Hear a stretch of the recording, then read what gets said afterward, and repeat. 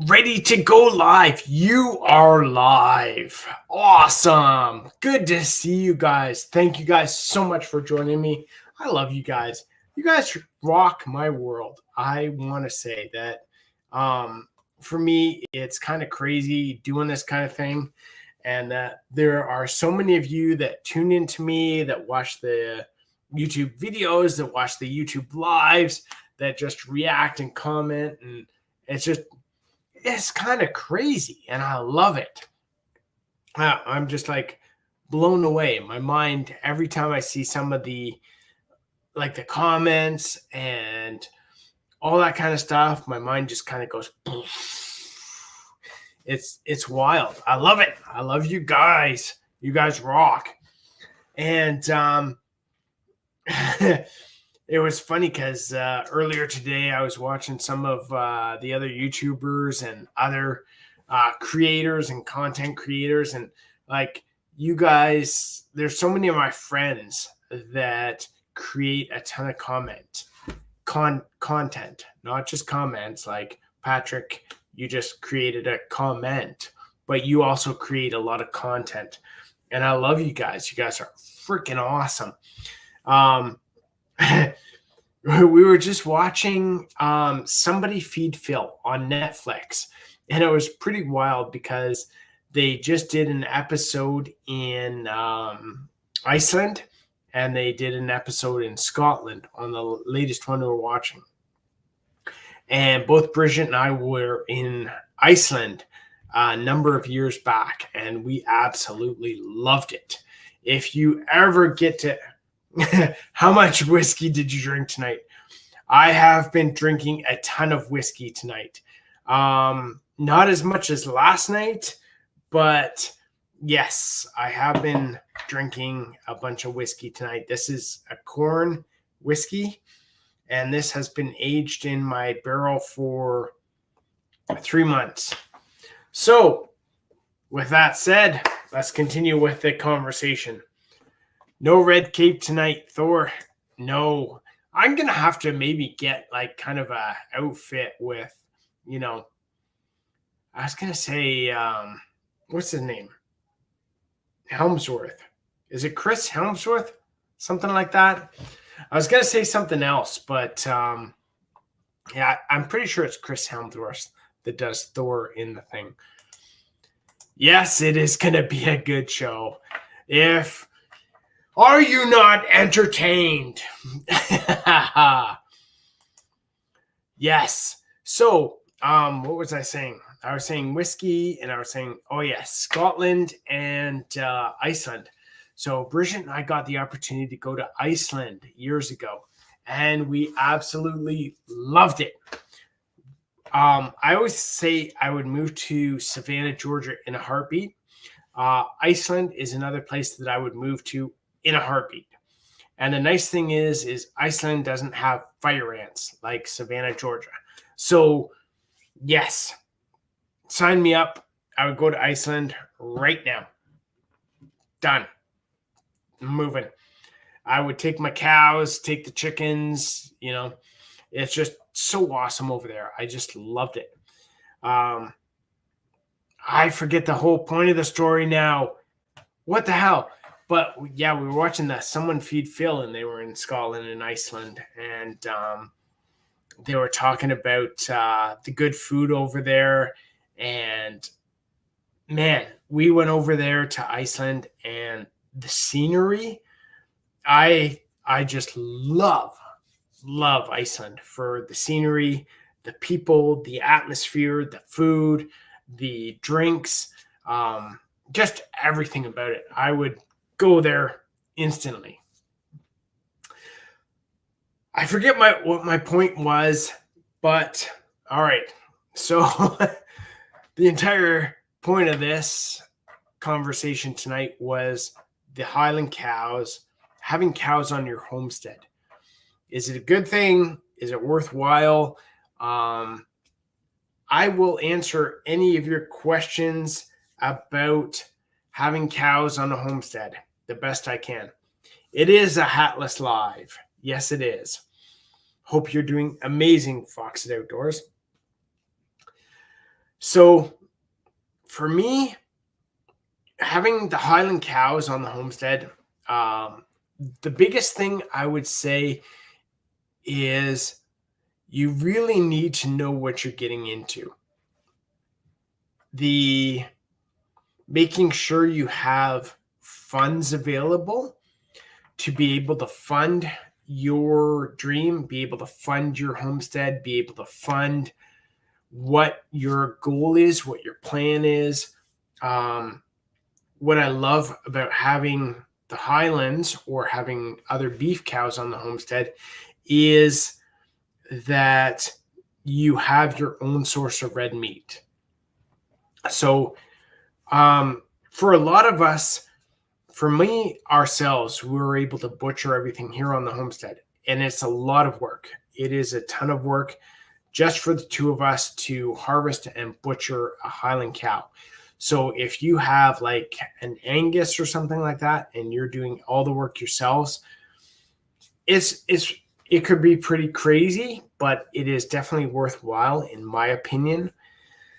I would say that the biggest thing, if you're getting started into it, I would say do it the same way we do our pigs. So if you can find a cow in the spring from auction, or someone who's getting rid of something, a dairy farmer who has some extra stock, that sort of thing, buy it, raise it up for, the spring, summer, fall, and then harvest it late fall, early winter.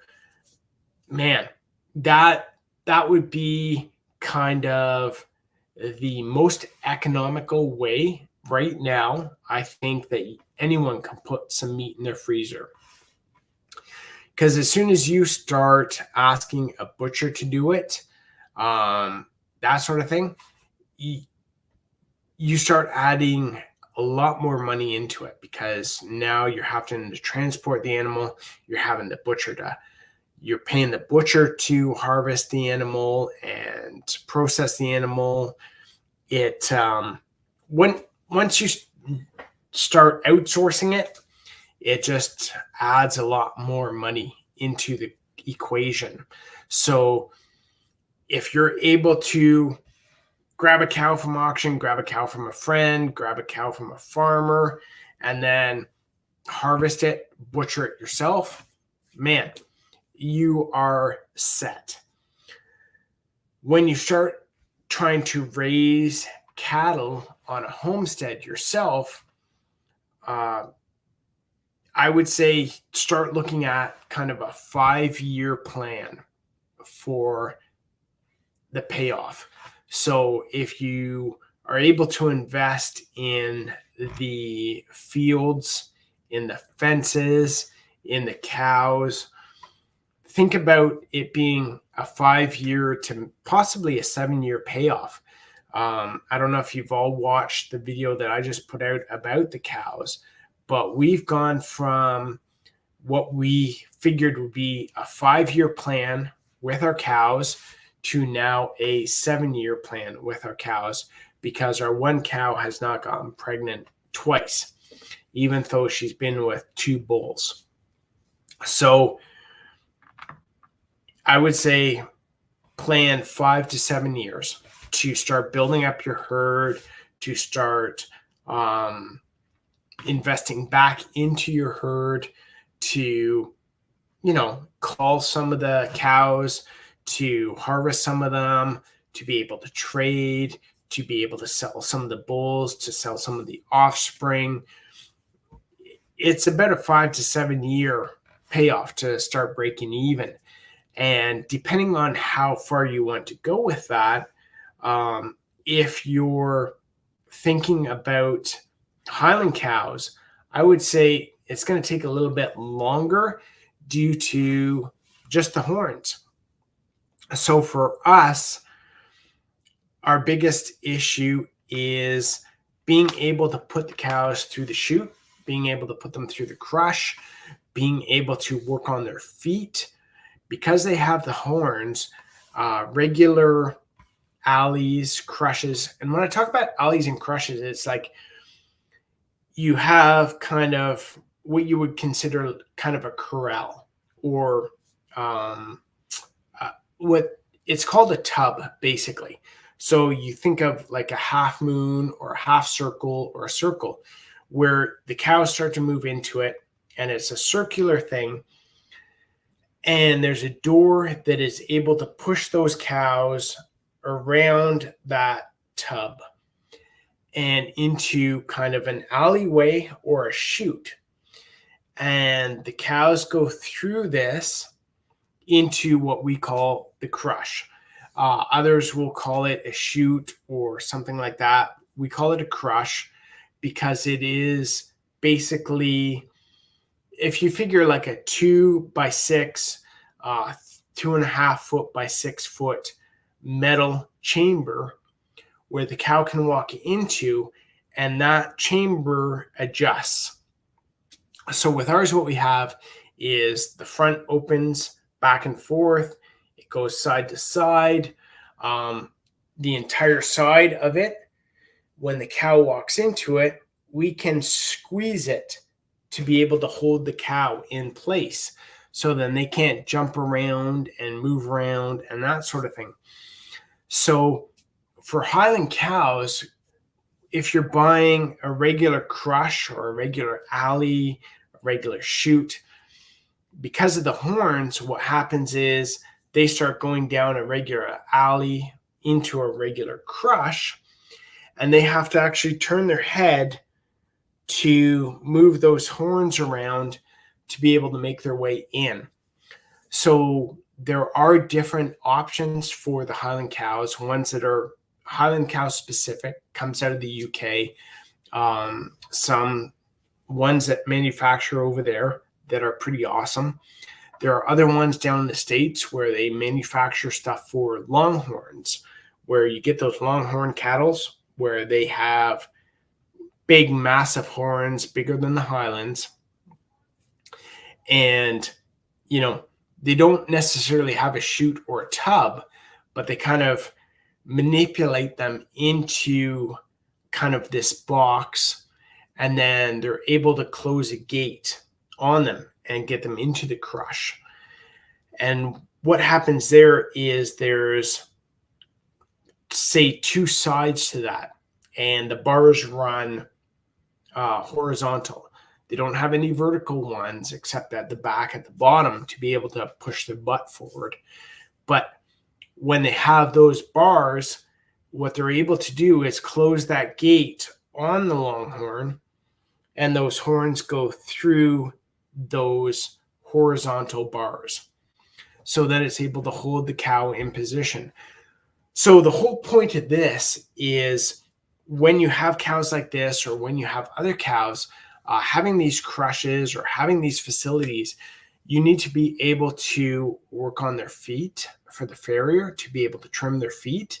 You don't want them growing too long. You don't want any issues with like abscesses and that sort of thing. Say they step on a rock the wrong way, or they step on gravel or something like that, where something is pushed up into the hoof, and that causes kind of like an abscess. So you want to be able to work on their feet. You want to be able to administer any drugs that they need to give. And there's a lot of discussion out there too about drugs and that sort of thing, where, if you're harvesting cows for beef, if you're administering antibiotics and that sort of thing, you're not harvesting that cow right after you give them antibiotics. So if you're going into the store and you see some sort of sticker or something like that, where it's like, not raised with hormones, not raised with antibiotics, not raised with, look, if a cow's sick, it's going to get antibiotics to cure the cow, right? It's going to be with the Highland, like we gave Legatha, our little calf, antibiotics. It's going to be another 2 years before we could even harvest her for meat. So we're not actually going to harvest Legatha. We're going to keep her for breeding stock. She's going to be an awesome little girl. Just already in love with her. And, she's now just starting to get used to being scratched and petted and that sort of stuff. But, you just got to be aware, I think, of how industry works, how media works, how marketing works, because we administered Legatha the antibiotics, and she was like 3 months at that time. So 2 years later, when we're able to harvest her for food, which we're not, but I'm just saying if we were, it's 2 years later. So the antibiotics have already done their job. They've already, whatever. So you have to be aware of that kind of thing. Making sure you look after your cows. Anyway, what I was talking about was the crush. So you want that crush to be able to look after their feet, administer any shots that they need, be able to worm them as well. Again, with the worming, it's the same as like the antibiotics. You want to make sure they do get wormed. You want to make sure they don't have any issues. Again, you're not going to harvest them the day after you worm them. You're not going to harvest them the day after you give them antibiotics. So be aware of that, there are things that you will see on labels in a grocery store as well, where it says, no antibiotics, no whatever. So just realize that it does happen with cows that they will need antibiotics, they will need worming, they will need other medications. But if you're not harvesting that cow for a year after or 2 years after, I think you're going to be okay. I just want to jump in. I did see one question pop up there. How much land do you need for a couple of cows? I would say it is dependent on the cows. So if you have a couple of beef cows, Angus, or you have a couple of dairy cows, you are going to need a bit of land for them. I think the average is 1 acre per head of cow to be able, and that's on good grazing land. If you have some good grazing land, they will kind of be able to look after themselves on 1 acre. With the Highlands, it is less because they kind of forage on moss, they forage on pine. So as long as you have moss, grass, pine, basically anything green, the Highland will eat it. So that kind of shrinks what the land area that you need for cows. And that's if you want to be kind of self-sustaining. If we take a look at some farm that, I wouldn't even say it's a farm, I would say it's like a kind of small homestead around the corner from us. I want to say they have 6 to 8 cows, and we go by their property and the fields are mud and they just feed grass, or not, they don't.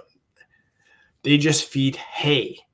So the cows in the winter are almost indoors in the barn, and they feed hay almost all year long because they don't have that much land. I want to say they have 3/4 of an acre, maybe, and they have about 6 to 8 cows, including calves, babies, that sort of thing. And they feed hay nonstop. And then they have them in the barn in the winter and they feed them hay in there. So I would say it depends on how much hay you want to feed, how much grass you want to feed. If you want to be kind of self-sufficient, or if you want to just have hay, because you could have just a barn with kind of an outdoor run. So you're talking like half an acre. You could have a couple cows on it. If you want them to be totally self-sufficient in grazing and kind of regenerative agriculture, you could go like 6 acres and have different pastures for them to rotate. So it all depends.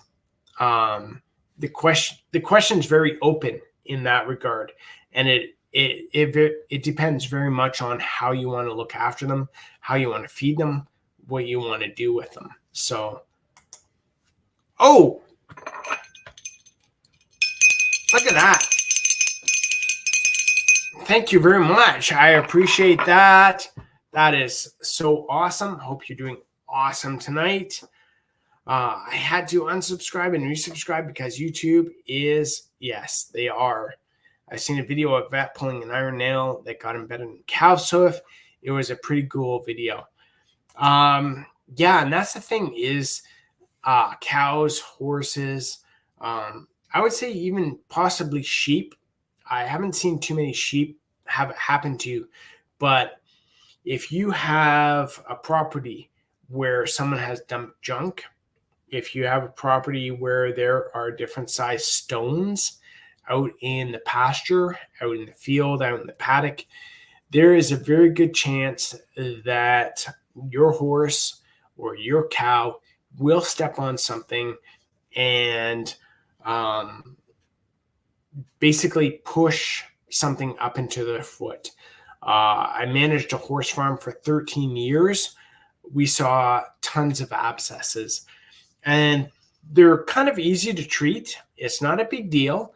You just have to know kind of the signs to look for.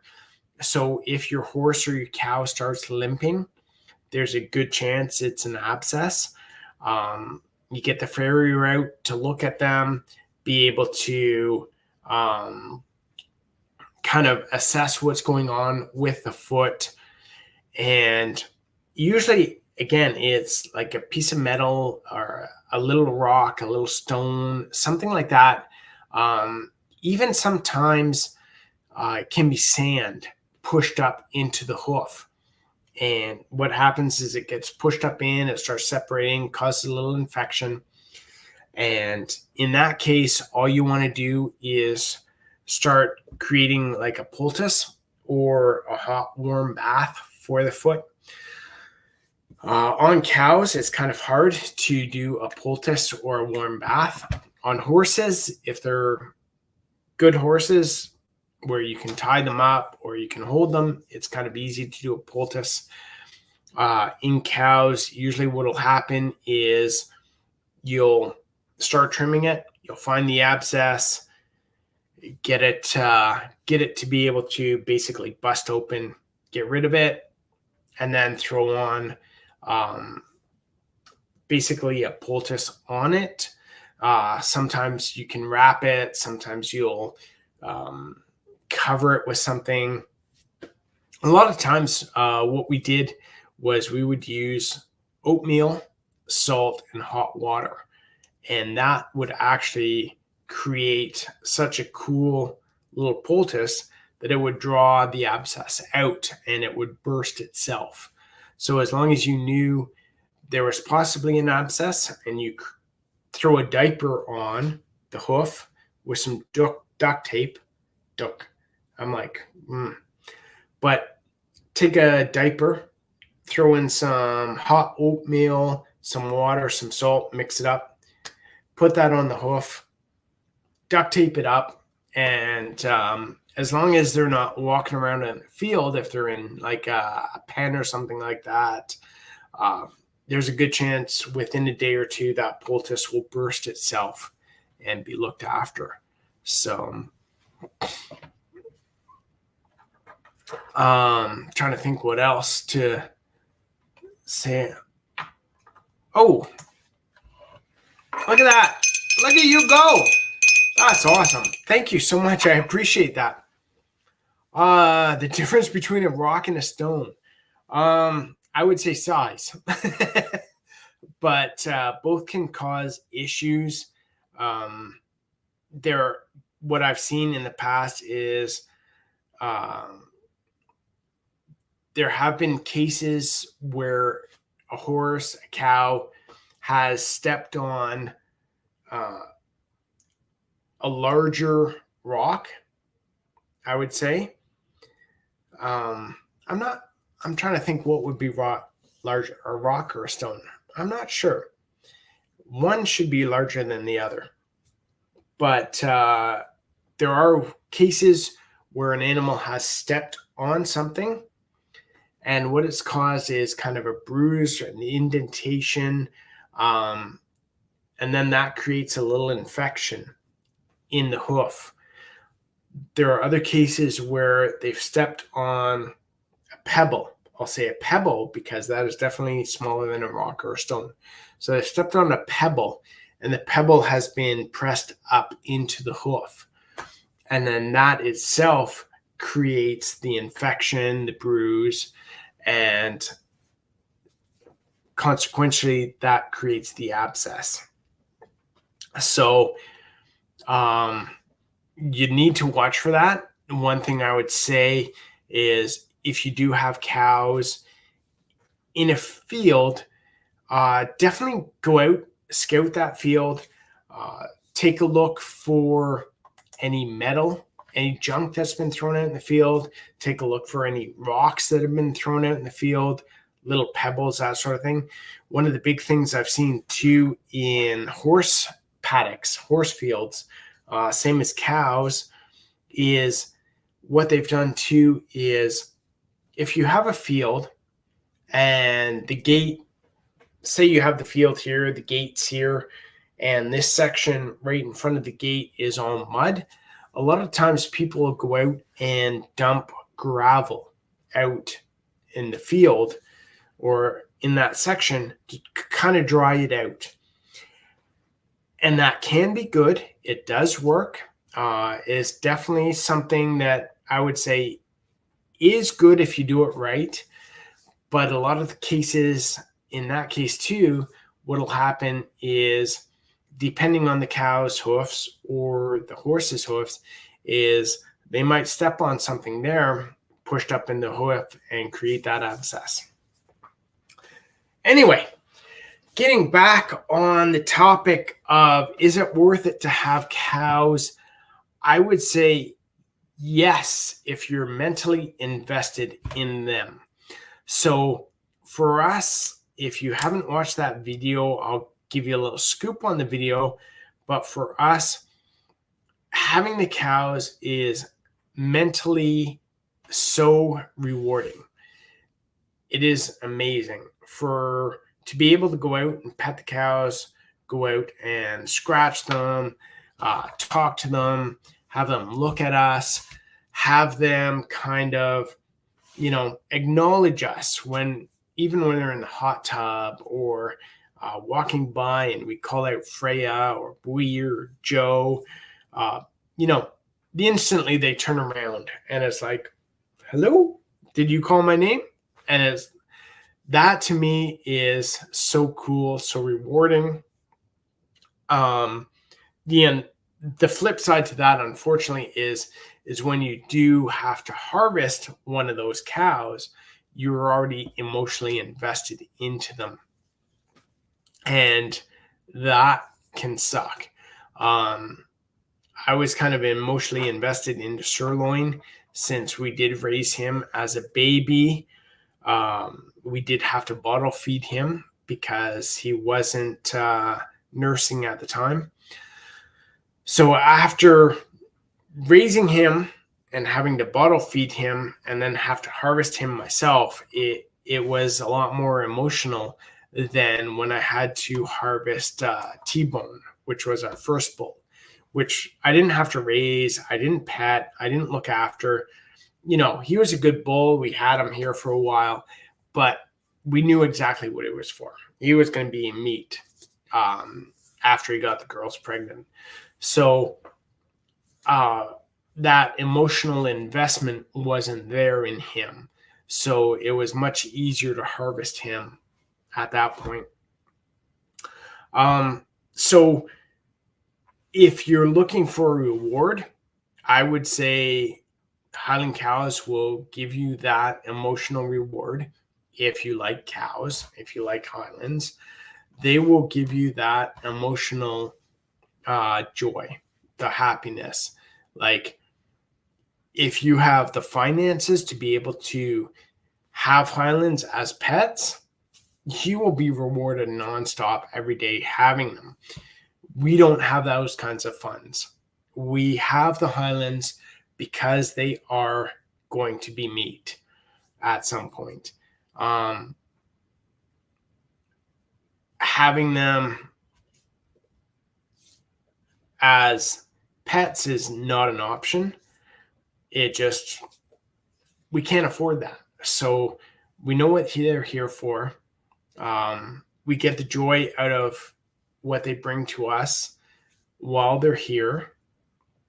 So it's just one of those things that we know why they're here. We know their purpose. We know why we got them. The joy we can get out of them and the joy we can provide them.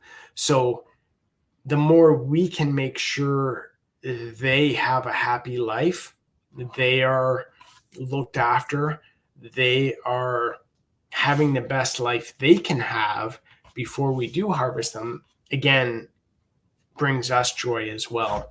So that kind of thing really adds to the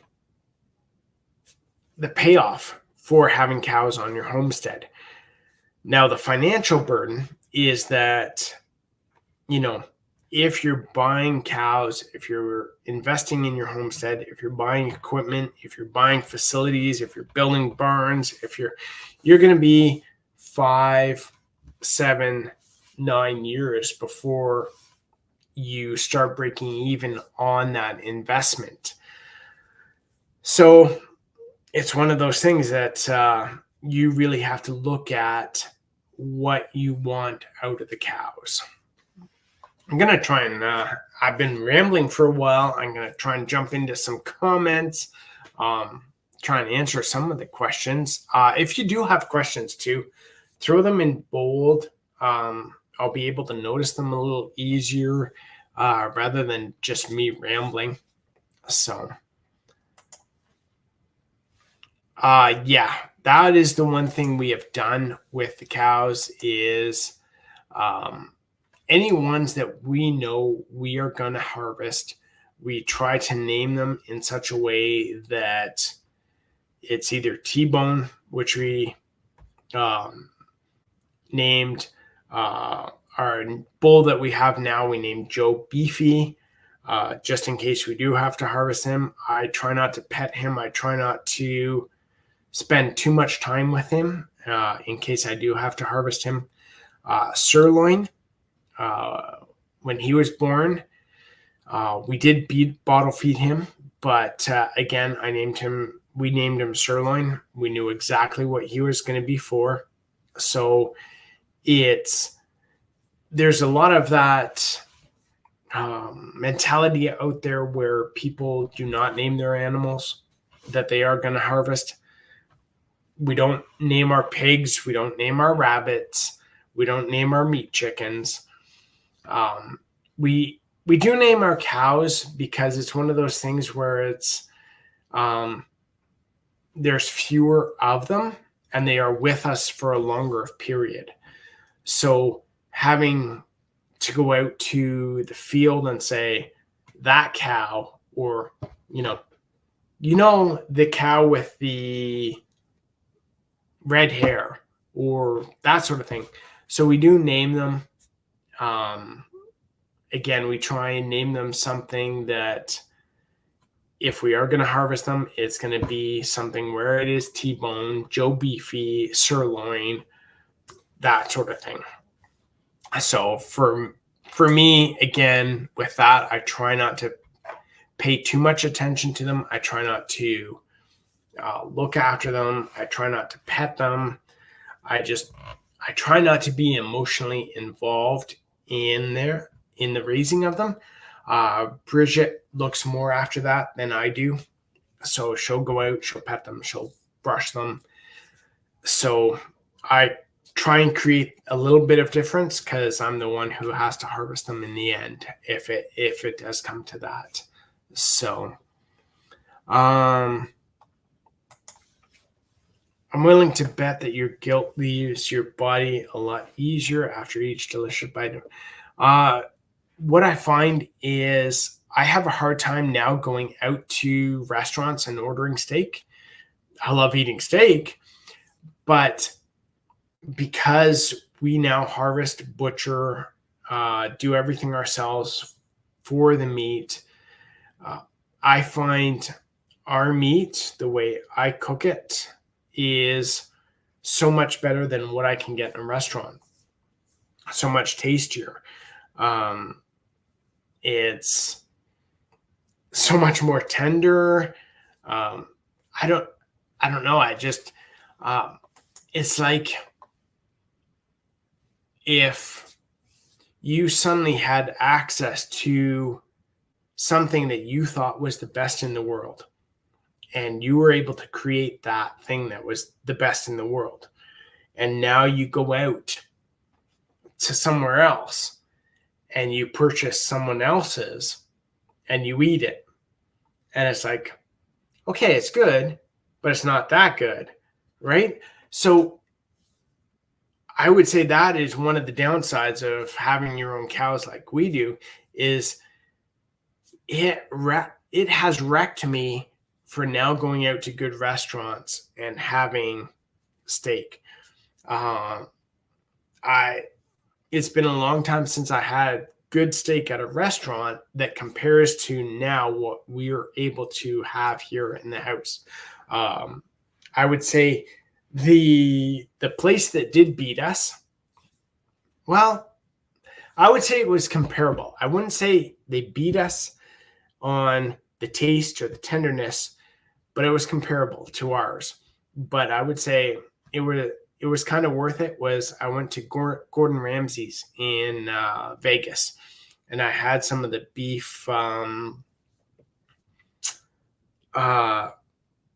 Wellington. Okay, that was, yeah, that I would take that. If I had to choose one of our tenderloins with the bacon wrap that we do, or the Gordon Ramsay beef Wellington, yeah, it would be a hard decision because the Gordon Ramsay was pretty good. But going out to some other places where, it's kind of a steakhouse and you get something that's kind of tough or chewy, or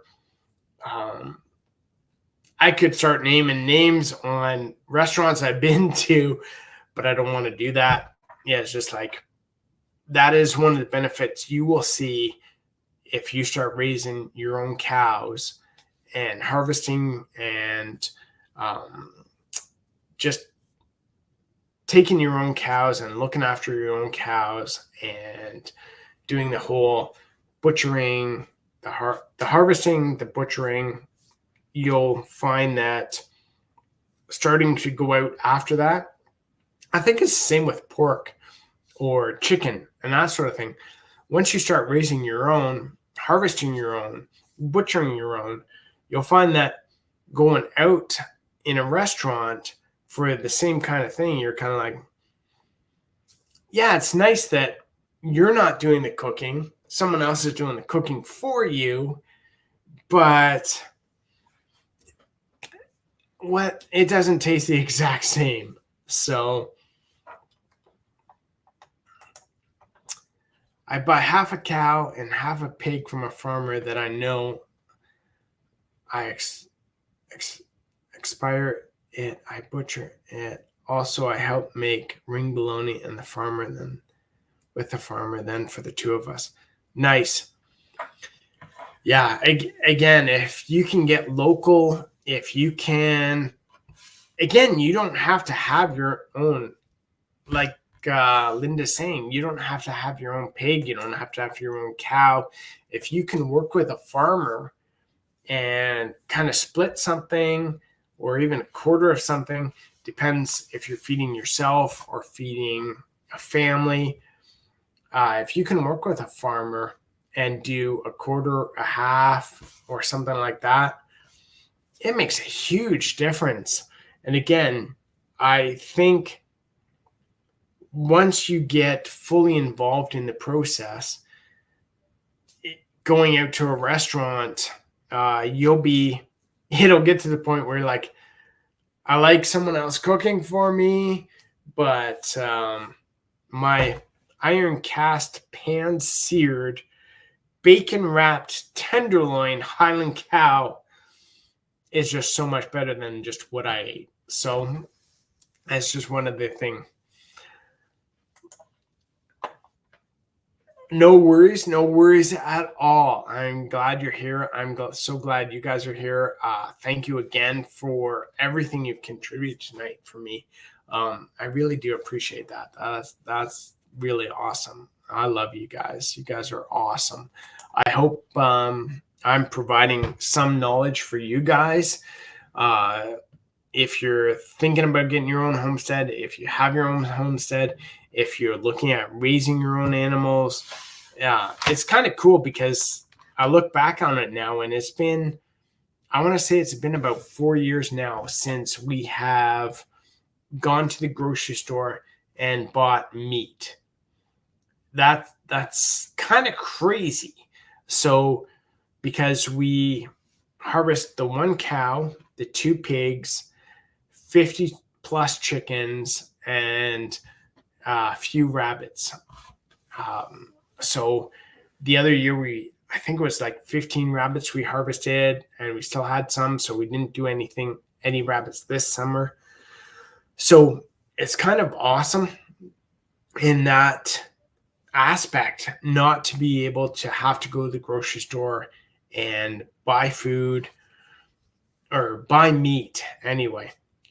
Since we do our own bacon, we do our own ham, we do our bacon wrap tenderloins, and then everything we do with the cows too is boneless. So what we're trying to do is actually take the bones, and we might start selling the bones for people who want to do say artesian kind of, if you want to make bone hairpins or bone combs or that sort of thing. We might actually have some available for you guys if you are interested in doing any of that kind of stuff. So I know I did the video on that where we went through all the costs of the cows. If I remember correctly, it's about $2,600 that we pay for hay for the cows for the year. That does not include the bags of corn or the bags of sweet feed or grain or that sort of stuff that we give the cows. So for us, buying the corn, buying the grain, we do not feed that as a regular feed for the cows. We feed that as a treat. So the corn, the grain, that sort of thing is given every so often. And our thinking on that is, and it seems to work most of the time, is that if we can give the cows the corn or the grain as treats every so often, as soon as they hear us call their name, if we shake a bucket filled with corn or filled with grain, they come running. So our reasoning behind that whole thing is if the cows ever get out, if they're running around, and we did this with Joe Beefy. We tried to do it with Sirloin. He wasn't as receptive to it. We actually had to rope Sirloin and drag him back into the field.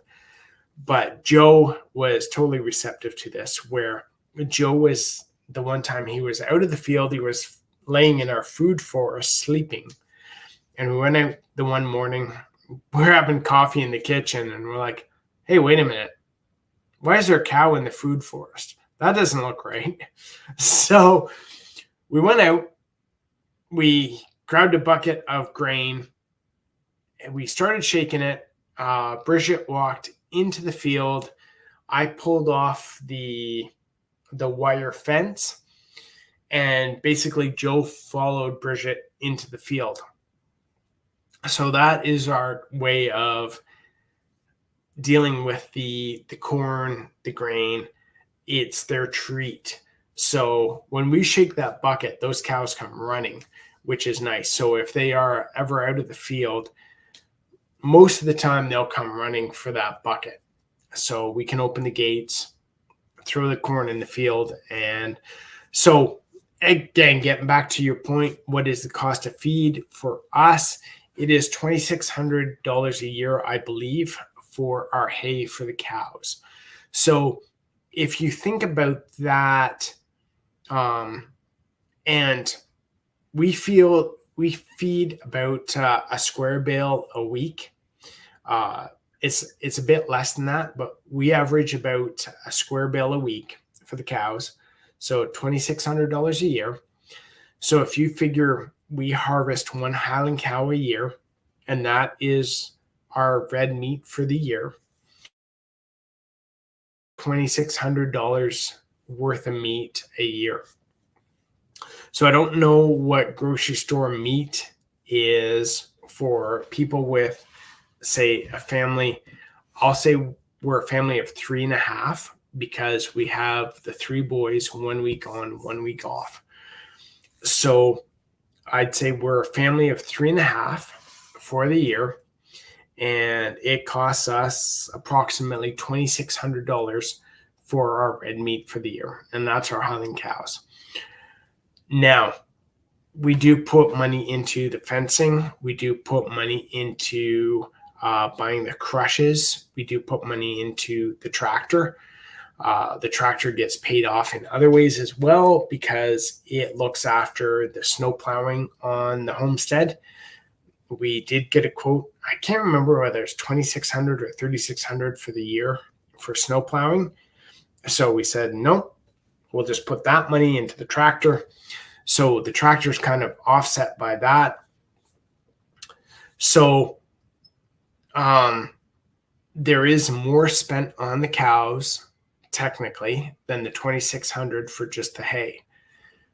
But again, if you look at the joy that we get out of the cows, it is phenomenal. And that's based on having one cow that we harvest a year. Now, if Freya, the one female, had gotten pregnant the last 2 years, that would have been an extra $5,000. So we figured we could have sold those calf or the cow that she had for, say, $2,500. So we figure that's a loss of $2,500 a year where she didn't get pregnant those 2 times. So that's a loss right there of $5,000. So again, we had a plan of going from invest what we did. We would break even in 5 years. Freya did not get pregnant for the 2 years. So now we're looking at a 7-year break even period for the cows. So again, it comes down to how much you want to invest in having your own red meat, whether you're able to afford that. We want to do that. So it's like we kind of find the means to do that. I know at the start of the video, I was talking about going to Iceland for holidays and stuff. We haven't been to Iceland in 5 years. So I don't think we've taken a vacation. We haven't taken a real vacation in 4 years because, we don't spend money going to Mexico or going on real vacation. It's that money gets put into the cows, that money gets put into the farm. We try to make the homestead here as much of a vacation spot as possible. We used to take, for our birthday, we kind of do a joint birthday where we would rent a lodge with a hot tub. So instead of doing that now, when we first met, we would, I think it was the first 2-3 years when we were dating and when we first met, where we would rent a lodge, like a log cabin with a hot tub, and we'd go there. So then we took that money that we would have spent, we put it into a hot tub here on our farm, on the homestead, and now this is kind of like our own paradise, our own,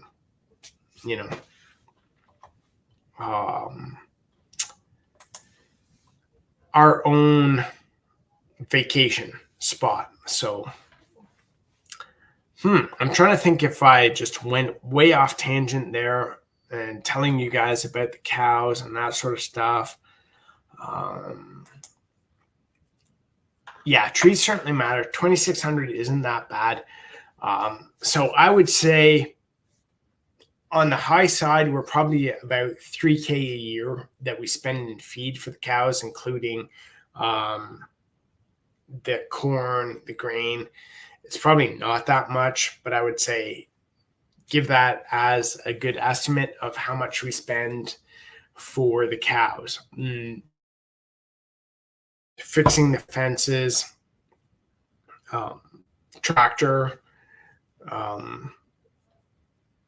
equipment for water heaters, hoses, water troughs, new wire for the wire fences, new insulators, that kind of stuff. So there is a lot of extra stuff that goes into it. But again, it depends how much you want your own source of meat, how much joy you would think you'd get out of having cows, how much more a vacation in Mexico versus having your own food source. It's one of those things that, if you look at it, if you're happy going to Mexico every year, that's great. I know my sister and her husband take vacations every year, but they buy all their food from a grocery store. We don't take vacations every year, and all our food comes from our homestead for the most part. There's obviously yogurt and milk and that kind of stuff that doesn't. We buy a lot of bread because the boys go through a ton of bread. I can't make enough bread for the boys. So there is a lot of stuff that we do buy from the grocery store, but there's so much that we get here from the homestead. So it's one of those things, it's where you want to stick your money. What do you want to invest in?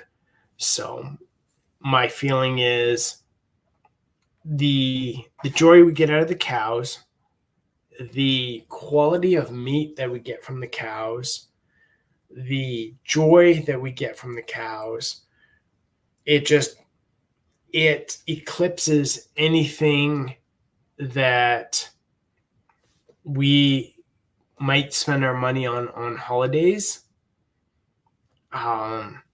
We would love to go back to Iceland, Norway, Normandy, that sort of thing. But for now, the cows are it.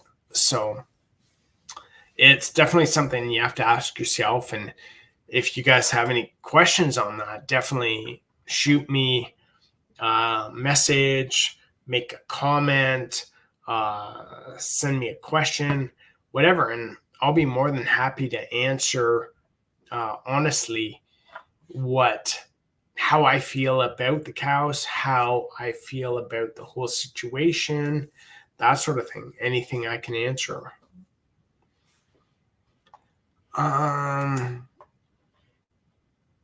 Yeah, being able to for a lot of us, being able to harvest a moose, harvest some deer, harvest turkey, harvest ducks, that makes a huge difference in the meat we're able to be, the meat that we're able to stock away in the freezer.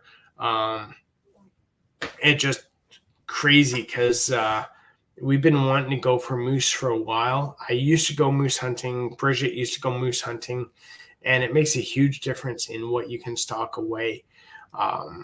I think being here where I am, I think I've only harvested one or two deer in the 6 or 7 years I've been here. And I definitely need to harvest more. It makes a huge difference in being able to put some meat in the freezer.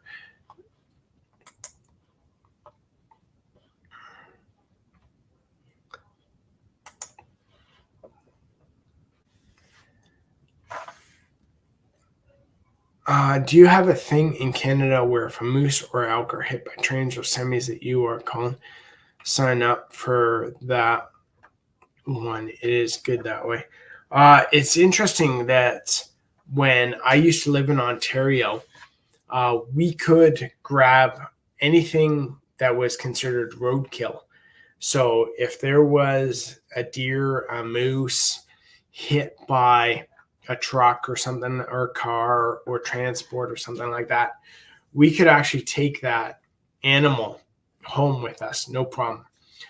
It was basically considered roadkill, kind of free. Here in Quebec, you're not allowed to do that, which is crazy to me. So if there's a deer or moose or something hit by a car, you have to leave it there. And then I think the highway, whatever government agency deals with the highway, they just like push it off the road somewhere. It's like, that's crazy. Just weird to me. Oh, nice. Nice. Yeah. Norway's somewhere where I haven't been. I've been to almost all of Europe, down to the States, that kind of thing, across Canada, everywhere. Norway, Sweden, Finland, Normandy, I haven't been, so I'd love to be there. I haven't been to the south of France, is another one that I'd love to get to. So those are definitely on my go-to list.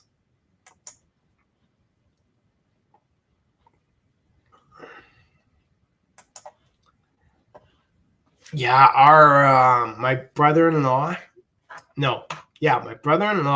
wife is native, and they're up in the Yukon, so they can harvest food for themselves as well, and it makes a big difference that way. There's a lot of debate on that. I won't get into it. There's a lot of arguments for both sides. They harvest what they need to feed themselves, and that's it. So yeah, the MTO. So in like Ontario, you're good to go harvesting roadkill. In Quebec, it's like a no. You're not allowed to do that. So it's crazy. Yeah. Those, like, when I was in Europe and traveling around, we went to Paris and a lot of places around Paris, and I was not a big fan of Paris. I was a big fan of Switzerland, Germany, lots of places there, but I did not get to go to Normandy at all. So I would love to get back there. So guys, I think I might call it. It's kind of been an hour already. To get a little sidetracked and off topic from the cows, but I hope you guys enjoyed the information. I really appreciate you guys being here. You guys are awesome. You make this whole thing happen. So without you guys, this wouldn't be possible. So thank you so much. I hope you did get some out of this, and we're going to call it a night. And thank you. And I think I'm here next Thursday. It's been kind of hit and miss because I've been sick. for a bit. I've been tired, been working a lot. It's been crazy at work, which is good, but it's not good for you guys because I'm not able to talk to you guys. But thanks so much again, guys. I love you guys. Thank you so much. We'll talk to you soon. Thank you.